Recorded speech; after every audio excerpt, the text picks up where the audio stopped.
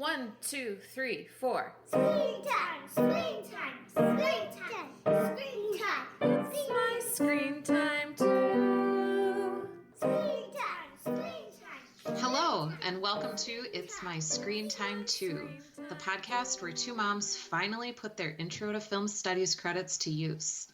I'm Deborah, and I have a 7-year-old and twin 4-year-olds. And I'm Katie, and I have one 20-month-old. So we like to get all the mom stuff over with at the beginning of the podcast. So we're just going to get it out of our systems and each say something super cute that one of our kids did this week. And then we'll move on. And it'll be a kid-free zone for the majority of the podcast. So Right. When we bought our house, we discovered that it is currently the trend in home architecture to have very vaulted ceilings in your living room with a balcony that looks down over your main room. And at the time that we were house shopping, we had a 4-month-old. And I kept telling the realtor that seems like it's going to be really dangerous when we have a toddler who's going to want to be climbing on things. And she kept saying, no, this is just how all new houses are. It can't possibly be a problem or people wouldn't be buying these houses.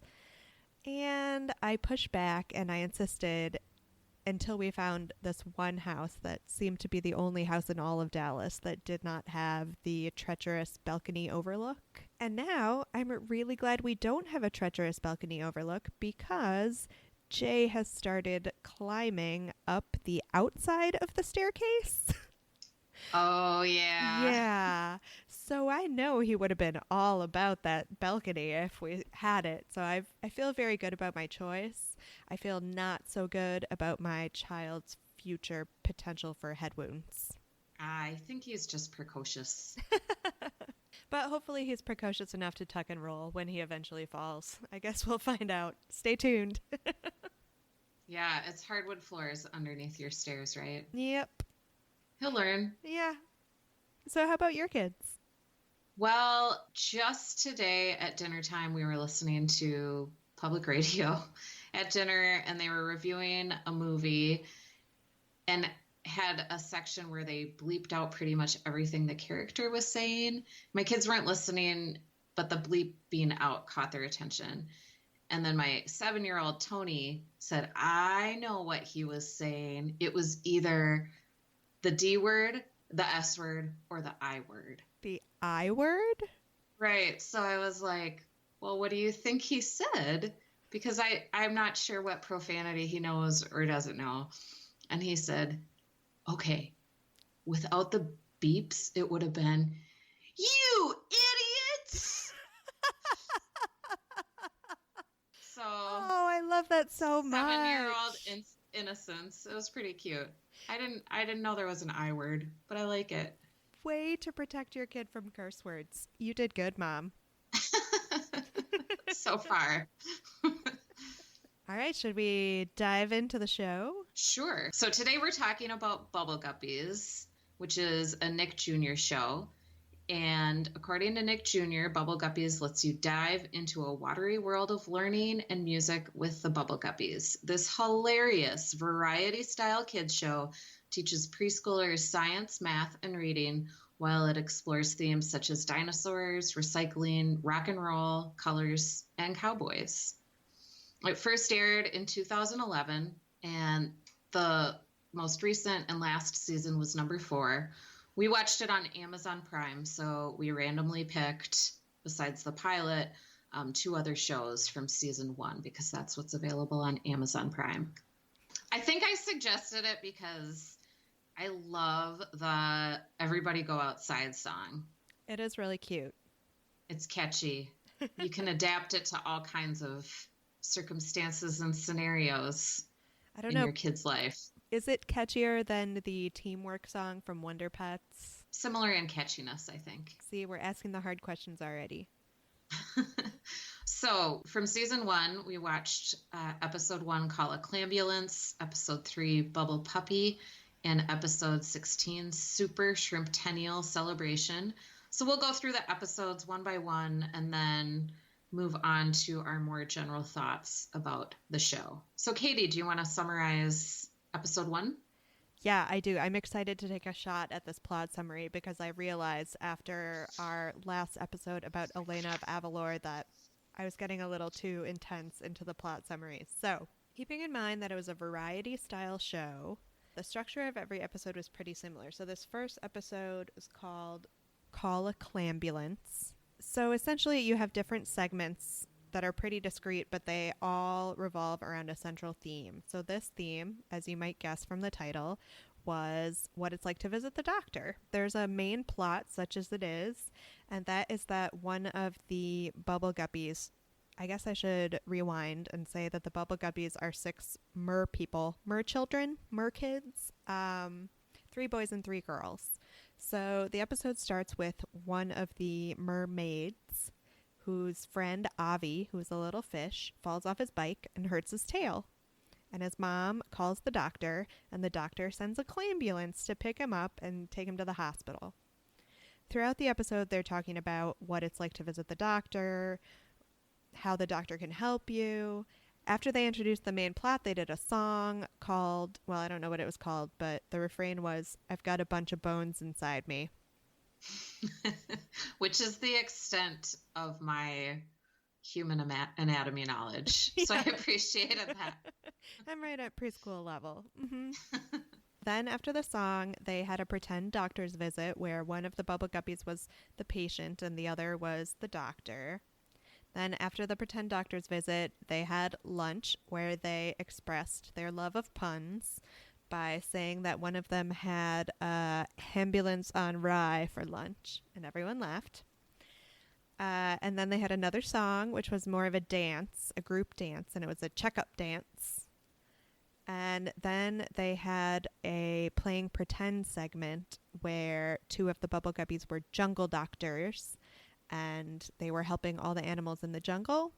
And then they came back around and wrapped up the main plot, and everyone went to visit Avi in the hospital and sign his cast.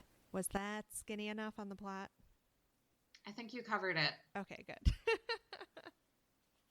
All right, what did you think about this first episode of Bubble Guppies? My very first thought, because Molly, she's got long pink hair, and Gil, they introduced the show, and Gil is wearing kind of a bowling style shirt, or maybe a short sleeve business style shirt. And Molly's just wearing like a bandeau swim top. And so that was my first impression, which was a poor impression of the show. I thought he was wearing a lab coat because he was supposed to be a doctor. Oh, yeah. He gets to be the doctor. Yeah, oh, that's a good point. But then later when they play pretend, one of the girls is the doctor. Of course, she's a terrible doctor and keeps confusing the x-rays.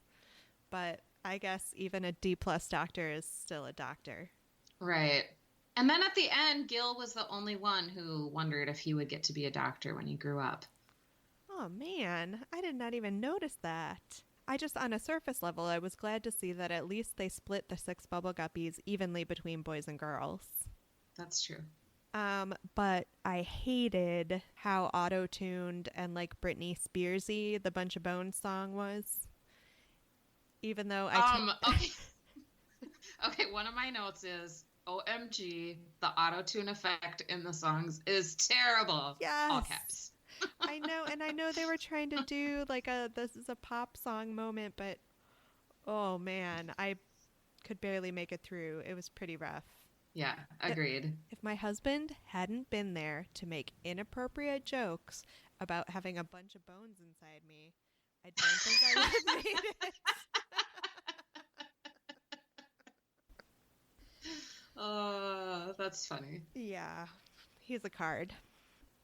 Did you think when they were playing Jungle Doctors, I was surprised that they so glibly moved on from the gorilla because I thought he was depressed. Yes, I thought they were going to open up their medical kit and be like, what can we use to help this gorilla? Paxil, a Band-Aid, or a Kleenex. Combination in-person therapy. And I happen to have some CBT in my medical bag. You're right. That was a missed opportunity. And all they did was play with him, which was really a quick fix and probably didn't do the job in the long term. No, he's going to remain modeling. I wonder if in future episodes they have one all about mental illness. I would love Possibly. that. That would be awesome. I would think if any kids show would have done it, it would have been Sesame Street. Address mental illness and what it means. Oh, for sure. For sure. Maybe we'll have to look into that later. But anyway, Bubble Guppies. I like that they just said right up front that shots are important and they didn't mess around with any, sometimes you can choose not to get shots because your parents erroneously believe it's going to give you autism. So they're pretty upfront about shots being a thing you just have to do. I like that. Yeah, I appreciated that also. Another thing that I thought was true to life was when Avi the little fish falls on his tricycle, there was a pause, and it totally replicated the moment when you as a parent are watching your child, say, climb up the outside of the staircase, and you see their foot, make a misstep, and you can just see what's going to happen, but you can do nothing to stop it. And I thought that's what Avi's accident was like. It was totally a pause, and then he fell and broke his tail. Which was kind of a nice parental moment, because that was the other weird thing about the show. There are no parents, other than we saw Avi's mom, but the only other adult figure is their teacher, Mr. Grouper, who is a fish. Mm-hmm. And all the children in Mr. Grouper's class are mer-kids. He doesn't seem to have any fish students. So I just wonder what the social structure is like. Where do the fish go to school? Yeah, definitely weird. All right. Should we move on to episode 2, Bubble Puppy? Yes, Bubble Puppy. So quick summary, Gil visits an animal shelter at the beginning of the show and decides that he wants a puppy. And that sets up the whole episode. The Bubble Guppies learn about pets and responsibility, different kinds of pets, supplies you might need for a pet, how to take care of pets, how to train pets. And then at the end, Gil gets to adopt that little puppy that he saw at the beginning and names him Bubble Puppy. Again, what is with the lack of parental involvement? Because at the end when they adopt the puppy, it's the class that adopts the puppy? How is that going to work? I mean, I can see a class rabbit, but a class puppy is a big responsibility. I did think that it was funny that they got to explore the different kinds of pets, and one of the Bubble Guppies, I don't remember which one, wanted a dragon, and everybody else was like, dude, not a dragon. Guinea pig, chihuahua, cat, but not a dragon. I love that guinea pig was his second choice. It was like so down to earth. Well, I want the super cool dragon. I'm not going to pick as my second choice like a lizard of some sort. No. Guinea pig. I also wish that they would have explored the fact that it's okay not to have a pet. That's true. Do you guys have pets? We don't. And I always tell my kids that we can't have a dog because I don't want to scoop its poop. Mm-hmm. But as we learned from the Bubble Guppies, you can totally trust 6 preschoolers to take care of a puppy on their own. Right. We have a dog and a cat, but Jay is too young to learn any responsibility, and we had both of them before him, so we haven't crossed that bridge yet. Though sometimes I make Jay put the food in Stella's dish. Right now he just thinks it's fun, not work. And if he says no, I just let him run away. Oh, damn it, we're talking about kids again. Okay, let me see if I had any other insightful things to say about this episode. Just that it was a really irresponsible adoption center. Like, no self-respecting adoption center would adopt out a dog to that situation. Like, a random class full of preschoolers and their teacher. Right. I agree with you. I had a couple of complaints about that episode. So, Gabi, is that how you say his name? I think it's Gobi, like the desert. Gobi. Okay, Gobi and the dragon pet sequence made me a little uncomfortable. because Mr. Grouper had a weird, like, Imperial China mustache at that point. So we watched Wonder Pets a couple of weeks ago, and it reminded me of the Japanese painting episode, and it was just, Maybe a little racist. yeah, But I don't feel like it was quite as bad as the Wonder Pets. not as bad as Wonder Pets, but it was an unnecessary part of the show. I can agree with you there.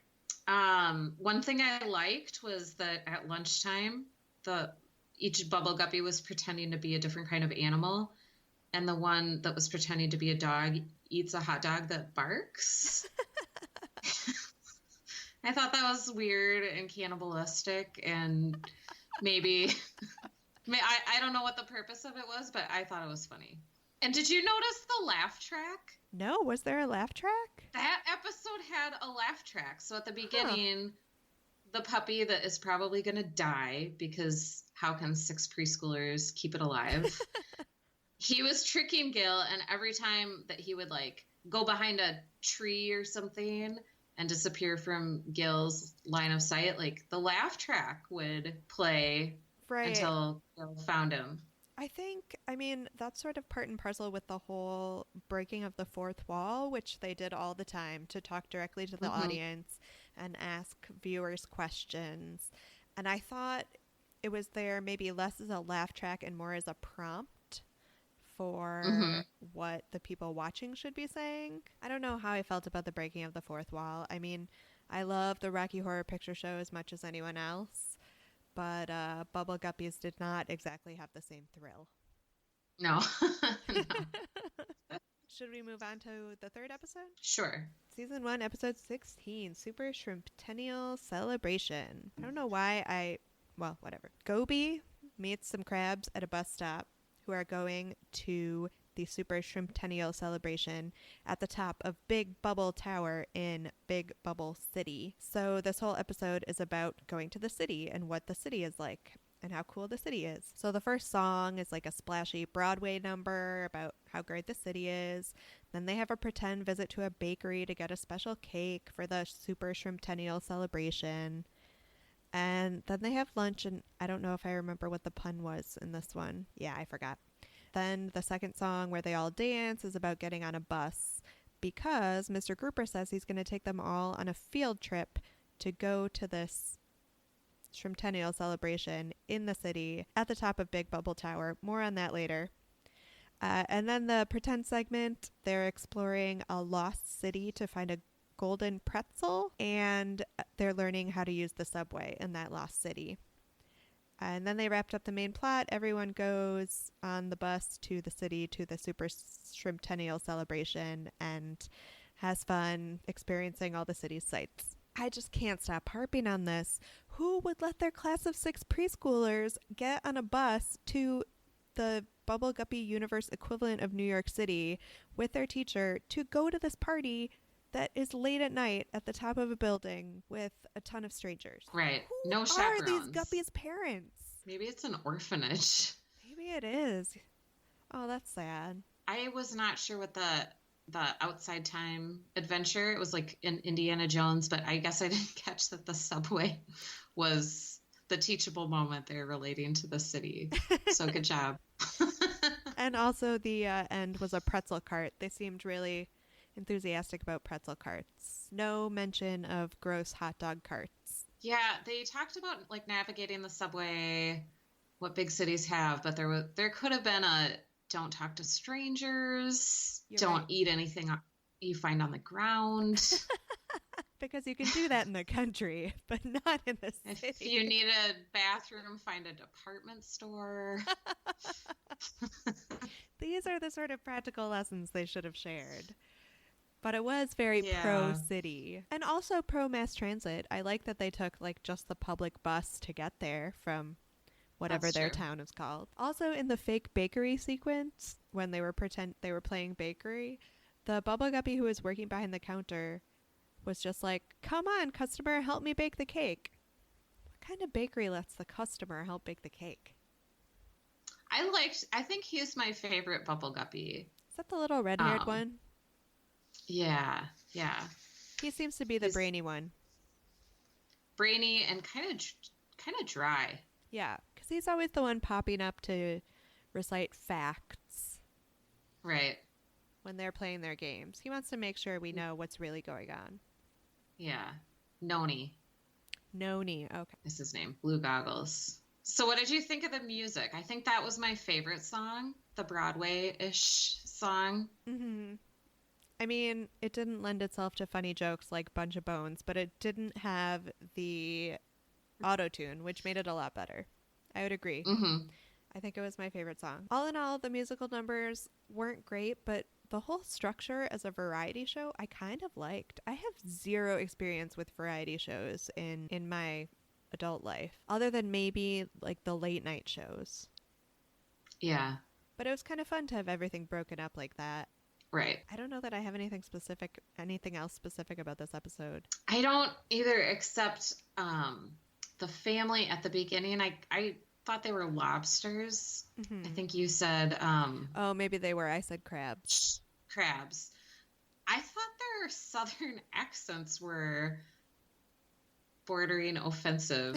Like they were exaggerated, they were fake sounding. I don't know. If I were from the South with a real southern accent, I think I might have found that mildly offensive. Yeah, because they were definitely painting them as like the dumb tourists. Yeah, caricatures for sure.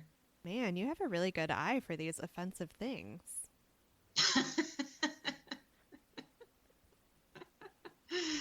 Always on the lookout. I'm always on the lookout. Would you let Jay watch it? Yes, definitely, because it's broken up into those short segments. It's easy to focus on, and I like that there's at least some feint at teaching a lesson every time. Yeah, and I thought that this was maybe the most educational of the shows we've watched because there are those little quizzes like Dora the Explorer style where they give that pause so the kid watching the show can fill in the right or wrong letter or body part or subway direction. Or the audience can just hurl abuse at the screen. Right. That's an option also. Would you let your kids watch it? I would, yeah. I think it's a little too simple for my 7-year-old. He's past it, but 4-year-olds definitely. Mm-hmm. Could you think of any adult show that you would compare it to? How about you go first? I mean, I was trying to think, because the thing that really stuck with me was the fact that they kept looking at the camera and talking to me. So I thought maybe The Office or like early seasons of Parks and Rec when they were trying to do the whole mockumentary thing. But of course, those don't match the whole variety style. Ooh, maybe if I had to compare it to like a late night show, I would compare it to Craig Ferguson because he was always talking meaningfully into the camera to his audience. Like they were really participating. So maybe some combination between those three. Okay. That's good. I could not really come up with a adult show, but I did have some casting suggestions. Ooh, yeah, lay it on me because I got nothing. Okay, so the blonde Bubble Guppy who sings the Broadway song, she had a real, like a Chicago style, like, to her voice at times. Yeah. So I thought of Jane Krakowski, Oh, yeah. like the Jenna Maroney character from 30 Rock. She's got that ability. I thought that would be good. And Noni, the nerdy one with the blue goggles, I thought he did deadpan in a way that Donald Glover does. Oh. Have you seen Atlanta? I have not yet. I have a real hard time it's with really the whole dramedy, not even dramedy, but comedy that's not really a straight up comedy genre is hard for me. If I'm going to watch a comedy, I don't want to think that much. So it's a hard sell. Okay. But I've heard it's great and I'll probably get there. Yeah, I haven't seen him in Community because I didn't really watch that, but definitely his character in Atlanta. Have you heard that he's playing Simba in the live-action Lion King movie? Yeah, I will totally watch Yes. the hell out of that. Stay tuned, guys. We'll be reviewing it here when it comes out in 2019.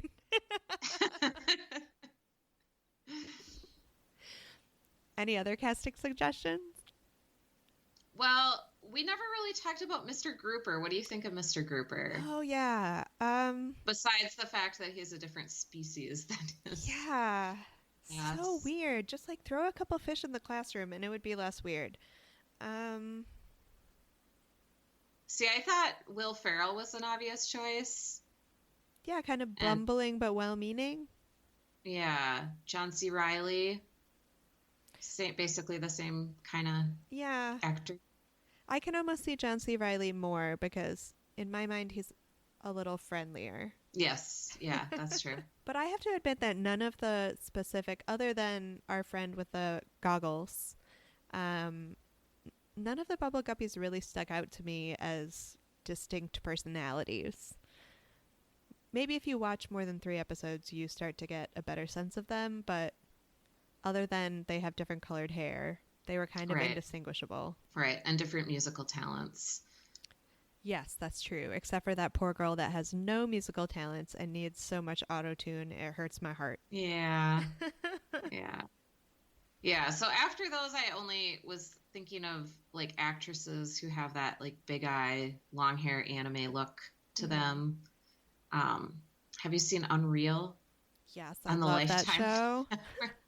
So the actress who plays Rachel, Shiri Appleby, she would be a decent Bubble Guppy looking character. Yeah, she does have those very expressive eyes. I've been a big fan of her since Roswell. Did you watch the teen show Roswell? No. I really loved it as a teenager. I am 99.9% sure it doesn't hold up at all. But it came on right after Buffy, so it was an easy transition. No, I only know her from Unreal, which is great. I love that show. Well, the second season was kind of rough. I don't care. I still loved it. Okay, would you ever watch this alone voluntarily? No. Yeah, neither would No. I. Sorry, Bubble Guppies. Yeah. I would like, though, to qualify that, I would like a full-length outside song Okay, yeah. to put on my playlist, especially for like outdoor running.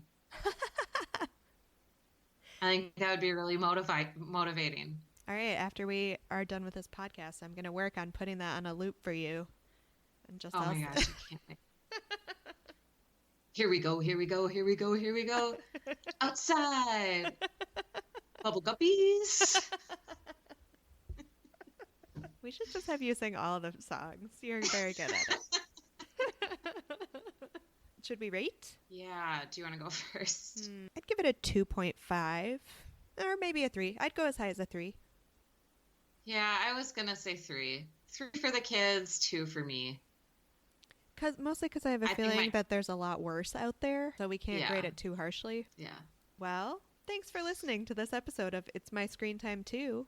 Please rate and review us on iTunes or tweet us with show or movie suggestions or general comments at MyScreenTime2. You can also email us at myscreentime2@gmail.com. Tune in next time for more real talk about the movies and TV beloved by kids and tolerated by parents. Screen time. It's my screen time.